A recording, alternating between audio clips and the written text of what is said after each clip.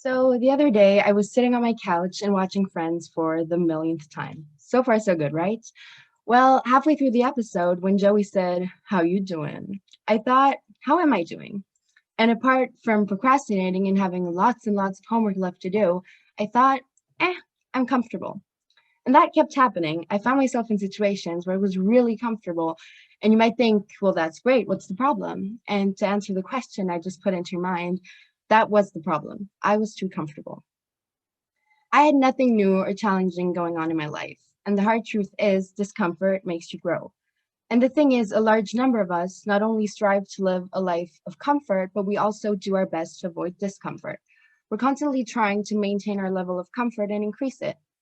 However, what I learned is that one of the greatest skills a person can learn is the ability to be comfortable with discomfort. So I used to be very shy and kept to myself, and I was really scared to talk to people I didn't know. And it was hard for me to make new friends that I could actually trust. And I was living in my own little comfort bubble, if you will, and I was isolated from the rest of the world. I also used to be kind of afraid of everything, literally everything, like spiders, roller coasters, social media, even death got kind of dark. But other things too, like raising my hand in class or speaking up when I had something to say, up until a few years ago when I thought about why I was so afraid of everything. I remember I was sitting in class, and as always, I was not really participating. And then I was assigned to work with someone else and present our work in front of the class when we were done. And as you can imagine, I was very nervous and I didn't know the other person all that well. And when we started talking, just the two of us, I realized that it wasn't that scary to open up to someone. And it felt kind of amazing. And then when we presented in front of the class, I felt more confident than I ever have before.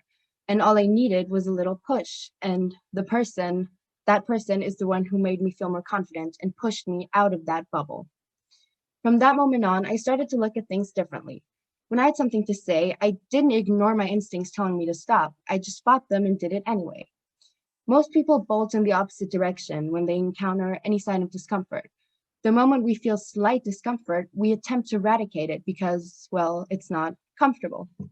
What we do not realize is that experiencing discomfort is often a sign of growth and of progress. It is an opportunity to improve and become a better person.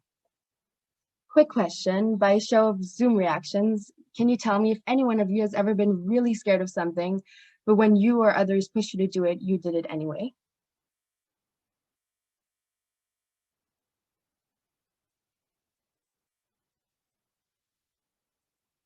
Thank you.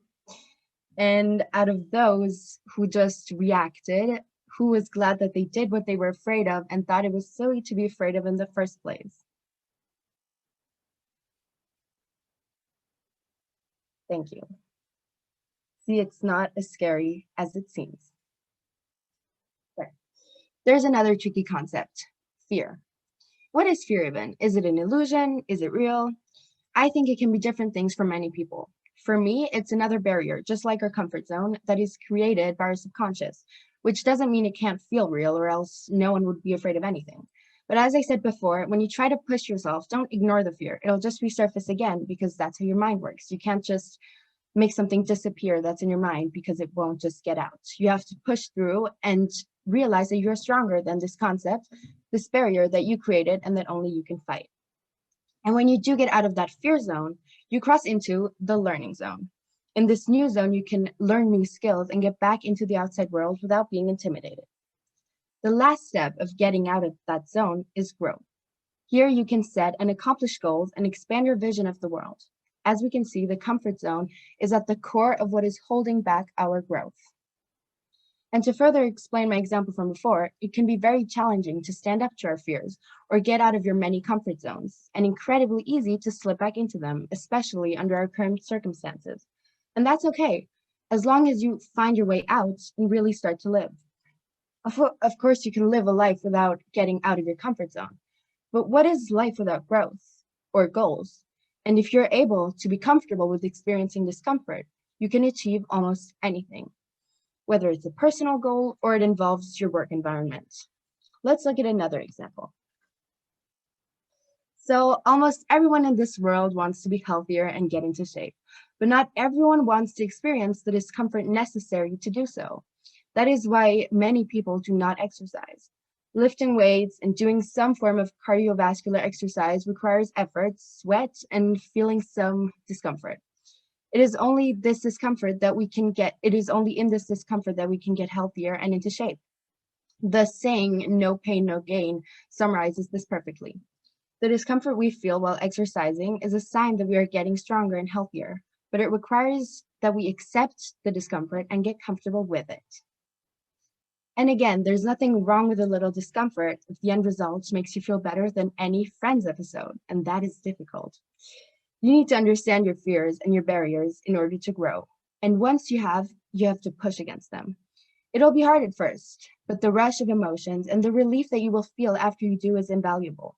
You can start with small steps, as I did with the support of my friend, and every time that you push a little more, you take one step out of that comfort zone.